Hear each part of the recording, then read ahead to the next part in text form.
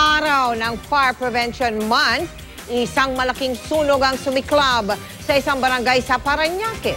Aabot sa 40 pamilya ang apektado at muntik pang madamay ang Parañaque City Jail at isang eskwelahan. Nakatutok live si JP Soriano. JP.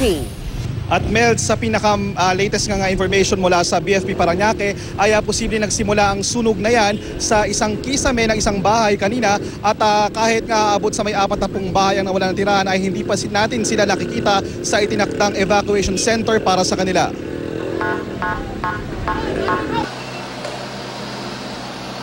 Mula sa tuktok ng gusali ng isang private school, inapula ng mga bombero ang apoy na tumupok sa mga barong-barong sa M. Rodriguez Street, Barangay La Huerta, Parañaque. Ayon sa Bureau of Fire Protection, bandang alas 11 ng umaga nang maiulat sa kanila ang sunog. Sa ilang litrato, makikita ang napakalaking apoy. Agad itinaas ng BFP sa Task Force Charlie ang alarma. Ibig sabihin, kailangang rumisponde ang mga bombero sa iba pang distrito.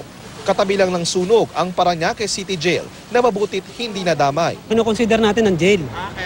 Hindi natin pwedeng, hindi kaagad tapusin ang apoy. Mamamatay ang mga inmates diyan.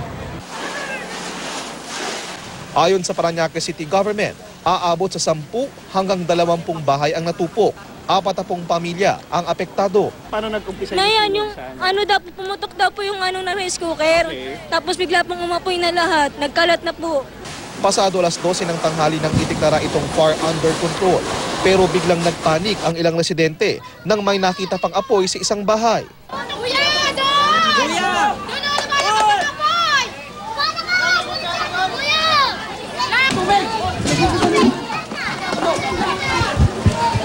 Ang tubig mula sa kanal pinagpasapasahan.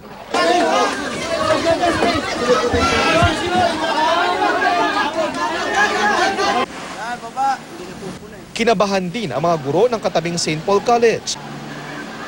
Kanya-kanya silang salba ng mga gamit sa eskwelahan. Sa kuhang ito ng isang guro ng St. Paul, kitang-kitang napakakapal na uso. Akala raw nila, aabot ang sunog sa kolehiyo. Pero napigilan ito ng firewall ng kanilang kapilya. Adjacent yung mga nasunog na bahay dun sa pinakawall ng chapel namin. Ang mga nasunugan hindi raw alam kung saan tutuloy. Marami sa kanila, walang nailigtas na gamit sa bilis ng pagkalat ng apoy.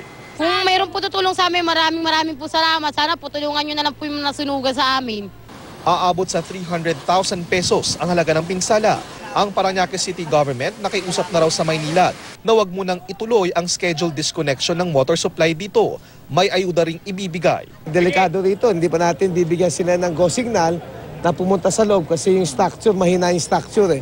So itong daycare muna, itong gagawin natin daycare. Yung gagawin natin evacuate muna. Tapos kapag hindi sila nagkasya dyan, yung ating eskwelahan sa annex sa elementary, sa high school, yun ang gagamitin po natin. 12:28 PM, ganap ng naapula ang sunog. At Mel, wala namang naiulat na casualties pero maliban na lamang sa ilang minor injuries kabilang ng isang bombero na nasugatan habang nag-aapula ng apoy. At ito na nga Mel, ang ikatatlong sunog para sa buwan na ito at nataon pa nga na huling araw ng Fire Prevention Month. Mel? Maraming salamat sa iyo, JP Soriano.